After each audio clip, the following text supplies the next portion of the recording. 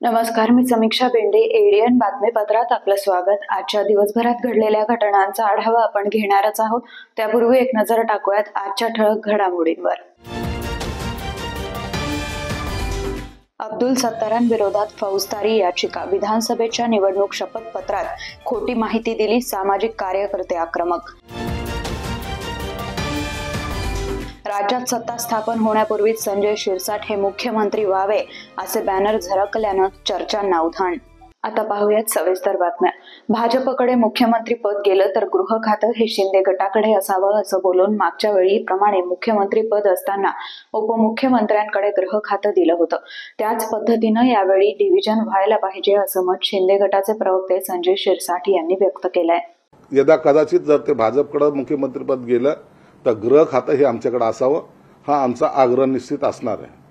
कारण असं आहे की गेल्या वेळेला सीएम साहेब स्वतः मुख्यमंत्री असताना उपमुख्यमंत्र्यांकडे गृह खातं दिलं होतं. त्याच पद्धतीने हे डिव्हिजन झालं पाहिजे हा नैसर्गिक नियम आहे. एखादा डॅशिंग नेता जर पुन्हा जर त्या खात्याकडचा नेतृत्व जर केलं तर महाराष्ट्रामध्ये हे काही जातीय दंगली असतील किंवा जे काही सर्व चालतंय ते शांतता सुव्यवस्था राखण्याचा प्रयत्न जरूर त्या खात्यामार्फत होऊ शकतो. म्हणून एक जबाबदारी म्हणून त्या खात्याकडे पाहिलं जातं आणि जर भाजपचा मुख्यमंत्री झाला तर गृह खातं निश्चित आमच्याकडे असायला काही हरकत नसावी. विरोधी पक्षनेते अंबादास दानवे यांनी आज पत्रकार परिषद घेत शरद पवार आणि बाबा आढाव भेटीनंतर त्यांच्या भूमिकेबाबत प्रतिक्रिया दिली. तर ईव्हीएमवर आक्षेप घेता येऊ शकतं असं मत माध्यमांशी बोलताना व्यक्त केलंय. राज्यात 22 ठिकाणी उमेदवारांनी फेर मतमोजणीची मागणी केली आहे. त्या ईव्हीएम उमेदवारांना संशय आहे आणि शरद पवारांनी सुद्धा ईव्हीएमवर प्राथमिकदृष्ट्या संशय यायला लागलेला आहे. आता 22 ची संख्या आली. मला असं वाटतं मोठी संख्या जे निवडून आलेले किंवा पराभूत झालेले सत्ताधारी पक्षाच्या लोकांची सुद्धा त्या बाबतीत मागणी राहणार. कारण या सगळ्या गोष्टी सुस्पष्टपणे दिसत आहेत. तर मला असं वाटतं अजून अनेक निवडणूक याचिका दाखल करायला 1 महिन्याचा वेळ. आता व्हीपॅटच्या साठी 6 का 8 दिवसाचा वेळ होता, परंतु निवडणूक याचिकेसाठी अजून 1 महिन्याचा वेळ. अनेक याचिका याच्यात सर्वोच्च न्यायालयात उच्च न्यायालयात जाते. तुमचा ईव्हीएमवर संशय आहे का त्या प्रक्रियेवर संशय आहे? ईव्हीएमवर प्रक्रियेचा काय संशय? मंत्रिपदाचे दावेदार असलेले अब्दुल सत्तार यांच्या विरोधात निवडणूक शपथपत्रात खोटी माहिती दिल्याप्रकरणी न्यायालयात फौजदारी याचिका दाखल असून या याचिकेमुळे अब्दुल सत्तारांच्या अडचणीत वाढ होताना दिसून येते. अब्दुल सत्तार यांच्या विरोधात मी व माझे पुण्यातील सहकारी डॉक्टर अभिषेक हरिदास आम्ही दोघांनी मिळून फौजदारी याचिका दाखल केली. त्या प्रकरणामध्ये आज न्यायालयात तारीख होती.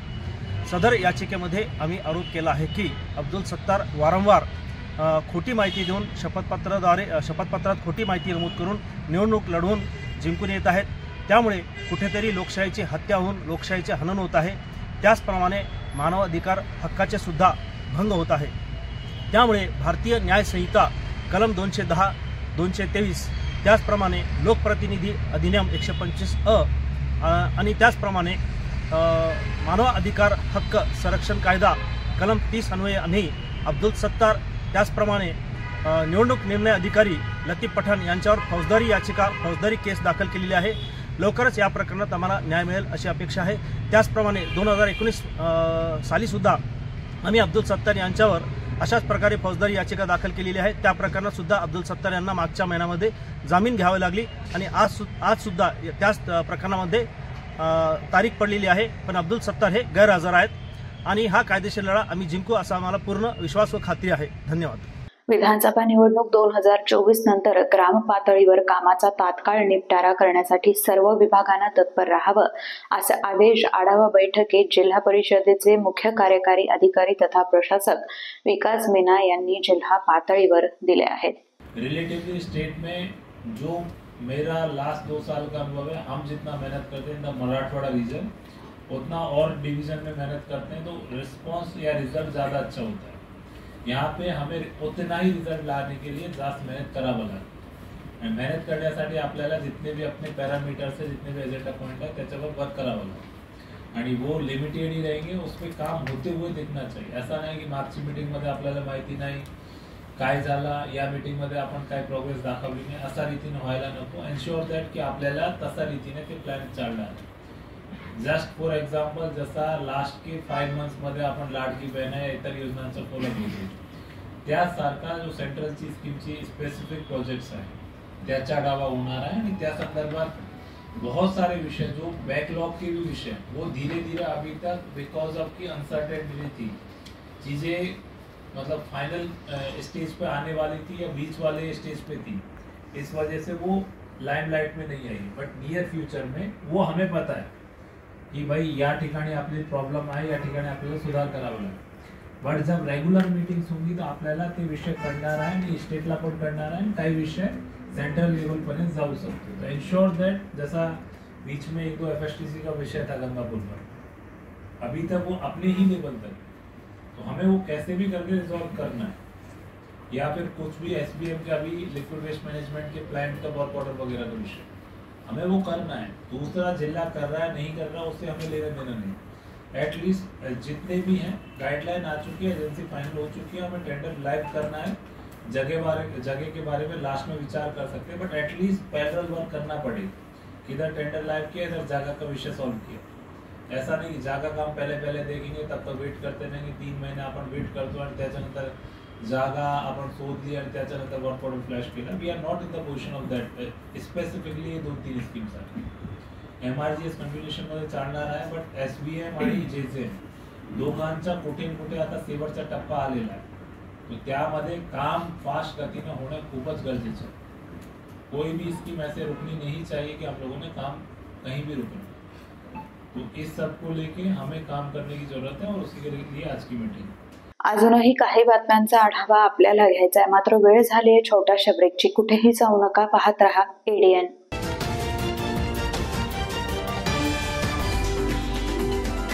अनेकांच्या मनात स्वप्न असते की देशाची सेवा करायची, परंतु काही लोकच योग्य प्रशिक्षण घेऊन ते वास्तवात पूर्ण करतात.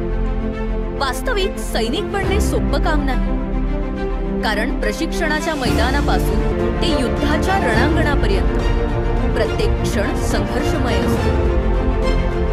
फक्त जो इमानदार, समजूतदार असेल आणि ज्याची इच्छाशक्ती प्रबळ असेल असाच व्यक्ती या क्षेत्रात टिकू शकतो. प्रत्येक वर्षी अनेक परीक्षार्थ्यांना यश प्राप्त होते, ते फक्त आणि फक्त गरुडचे पगार. पंख आम्ही देतो, उंच भरारी तुम्ही घ्या.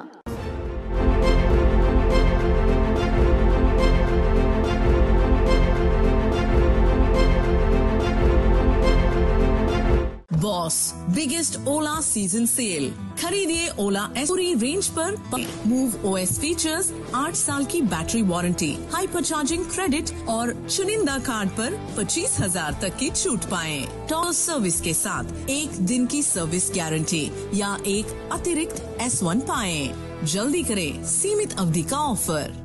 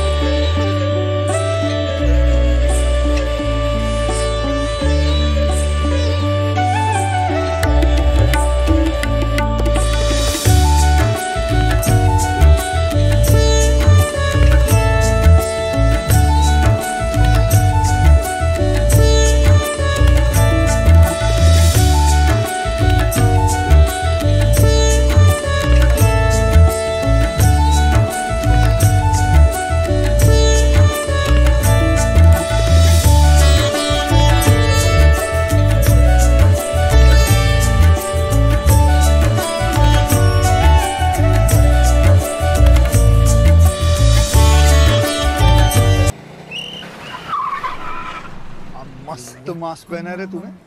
Thank you sir.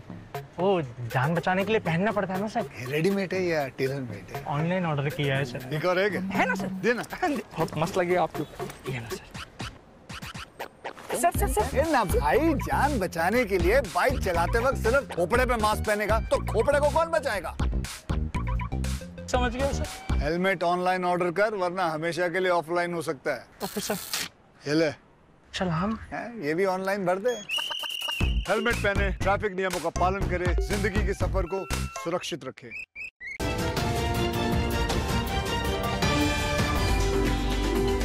ब्रेक नंतर आपलं स्वागत।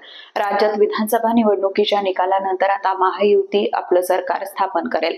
मात्र मुख्यमंत्री कोण होणार याबाबत चर्चा सर्वत्र होत असताना छत्रपती संभाजीनगरमध्ये शिवसेनेचे प्रवक्ते संजय शिरसाट हे भावी मुख्यमंत्री होणार असल्याचे बॅनर झळकत असल्यानं चर्चांना उधाण आलंय।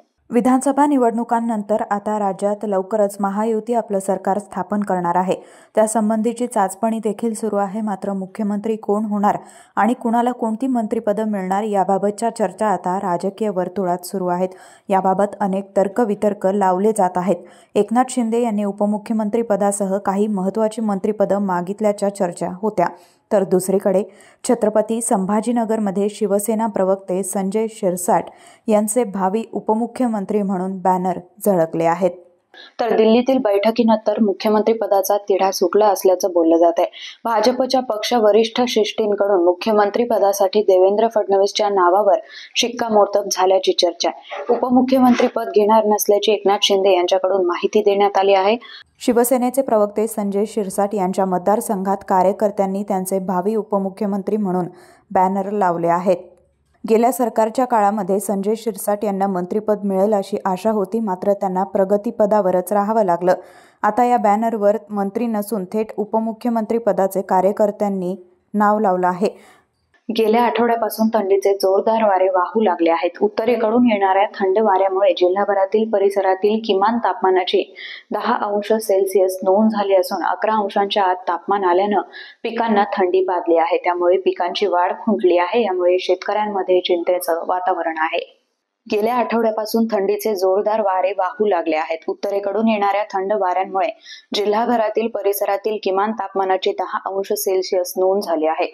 11 अंशांच्या आत तापमान आल्यानं पिकांना थंडी बाधली आहे। त्यामुळे पिकांची वाढ खुंटली आहे। त्यामुळे शेतकऱ्यांमध्ये चिंतेचं वातावरण दिसतंय। जिल्हाभरातील परिसरातील गावात यंदा सरासरीपेक्षा अधिक पाऊस झाला। त्यामुळे जवळपासच्या नद्यांसह सर्वच साठवण तलाव पूर्ण क्षमतेनं भरलेत। उत्तरेकडून येणाऱ्या थंड वाऱ्यामुळे शुक्रवारी या भागातील तापमान 10 अंशांपर्यंत खाली आल्याची नोंद येथील हवामान केंद्रावर झाली आहे। विशेष म्हणजे पुढील 2 दिवस तापमानात आणखी घट होण्याची शक्यता वर्तवण्यात आली आहे। दरम्यान बंगालच्या उपसागरात कमी दाबाचं क्षेत्र निर्माण झाल्यानं त्याचा परिणाम कर्नाटक सीमा भागासह मराठवाड्यात होऊन ढगाळ वातावरण होण्याबरोबर काही भागात अल्पसा तर काही भागात मध्यम स्वरूपाचा पाऊस पडेल असा अंदाज हवामान केंद्राच्या वतीनं वर्तवण्यात आलाय। परिणामी या भागातील तापमान वाढणार असून आर्द्रतेतही वाढ होणार आहे। परिणामी थंडीचा कडाका रविवारपासून कमी होणार आहे। दरम्यान गेल्या आठवड्यापासून या भागात थंडीचा जोर कायम असून 5 दिवसांपासून किमान व कमाल तापमानाचा पारा खाली घसरलाय। शुक्रवारी सकाळचं किमान तापमान 10 अंशांपर्यंत तर कमाल तापमान 28 अंशांपर्यंत निच्चांकी स्तरावर घसरलं असल्याची नोंद येथील हवामान केंद्रावर झाली आहे। अहमदाबाद विमानसेवा काही काळासाठी इंडिगोनं स्थगित करण्याचा निर्णय घेतला आहे। चिकलठाणा विमानतळावरून 1 डिसेंबरपासून अहमदाबादसाठी इंडिगोचं विमान उड्डाण भरणार नाही। राज्यात सर्वाधिक विमान प्रवासी मुंबई विमानतळाचे आहेत। त्यापाठोपाठ पुणे दुसऱ्या आणि नागपूर तिसऱ्या स्थानी आहे। कार्गो वाहतुकीतही मुंबईच नंबर 1 आहे। राज्यातील 13 विमानतळांमध्ये शिर्डी विमानतळ 5व्या स्थानी आहे। तर अहमदाबाद विमानसेवा काही काळासाठी इंडिगोनं स्थगित करण्याचा निर्णय घेतलाय। चिकलठाणा विमानतळावरून 1 डिसेंबरपासून अहमदाबादसाठी इंडिगोचं विमान उड्डाण भरणार नाही। एवढंच नाही तर इंडिगोनं बंगळुरूची विमानसेवा आठवड्यातून 4 ऐवजी 3 दिवस केली आहे। शहरातून दिल्ली, मुंबई, हैदराबाद, बंगळुरू, गोवा, नागपूर, लखनौ, अहमदाबादसाठी विमान सेवा आहे। त्यापैकी अहमदाबादचं विमान बंद होत आहे। इंडिगोची हैदराबाद, मुंबईसाठी दिवसातून 2 वेळा विमान सेवा आहे। लखनौ, नागपूर, छत्रपती संभाजीनगर, गोवा विमान मंगळवार, गुरुवार, शुक्रवार असं आठवड्यातून 3 दिवस आहे।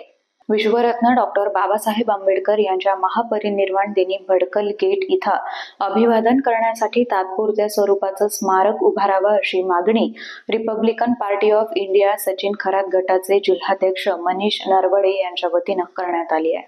6 डिसेंबर रोजी विश्वरत्न डॉक्टर बाबासाहेब आंबेडकर यांचा महापरिनिर्वाण दिवस असतो। महापरिनिर्वाण दिनी लाखोचा जनसमुदाय हा डॉक्टर बाबासाहेब आंबेडकरांच्या चरणी नतमस्तक होत असतो। परंतु यावर्षी भडकल गेट येथे डॉक्टर बाबासाहेब आंबेडकरांच्या स्मारकाचं काम हे 9 महिन्यापासून सुरू आहे आणि हे काम अत्यंत संत गतीने सुरू आहे. त्यामुळे त्या ठिकाणी बाबासाहेब आंबेडकरांचे स्मारक हे पूर्ण तयार झालेले नसल्या कारणाने त्या ठिकाणी पर्यायी स्मारकाची व्यवस्था करून देण्याकरिता आम्ही जिल्हाधिकारी कार्यालय या ठिकाणी Republican party of India Sachin Kharat गटाच्या वतीने निवेदन दिलेले आहे आणि जिल्हाधिकारी साहेब यांना मागणी केलेली आहे की तात्पुरत्या स्वरूपामध्ये विश्वरत्न डॉक्टर बाबासाहेब आंबेडकरांचे स्मारक भडकल गेट येथे 6 डिसेंबरच्या आत उभं राहावं, जेणेकरून लाखोचा जनसमुदाय त्या ठिकाणी बाबासाहेबांना अभिवादन करू शकेल आणि त्यांच्या प्रति आपल्या भावना व्यक्त करू शकेल. आणि पुढे जाऊन आम्ही अशी मागणी केलेली आहे की तुम्ही पुतळा तर उभा राहावाच, परंतु शासनातर्फे त्या ठिकाणी पार्किंगची व्यवस्था करण्यात यावी आणि रहदारीचा अडथळा निर्माण होऊ नये याकरिता पार्किंग ही स्मारकापासून काही अंतरावर असली पाहिजे. आणि दुसरी मागणी अशी आहे की ॲम्ब्युलन्सची व्यवस्था असली पाहिजे, दुसरी पाण्याची व्यवस्था त्या ठिकाणी असली पाहिजे आणि पोलीस बंदोबस्त त्या ठिकाणी मोठ्या प्रमाणात असला पाहिजे, जेणेकरून अभिवादन करण्यासाठी येणाऱ्या भीमसैनिकांना कुठल्याही प्रकारच्या अडचणींना सामोरे जावं लागणार नाही. शेवटी परत एकदा एक नजर टाकूयात आजच्या ठळक घडामोडींवर. अब्दुल सत्तारांविरोधात फौजदारी याचिका. विधानसभेच्या निवडणूक शपथपत्रात खोटी माहिती दिली, सामाजिक कार्यकर्ते आक्रमक. राज्यात सत्ता स्थापन होण्यापूर्वीच संजय शिरसाट हे मुख्यमंत्री व्हावे असे बॅनर झळकल्यानं चर्चांना उधाण. याचबरोबर हे बातमीपत्र इथे संपलं. पुन्हा भेटूयात पुढील बातमीपत्रात. तोपर्यंत पाहत रहा आपल्या हक्काचं बातमीपत्र ADN.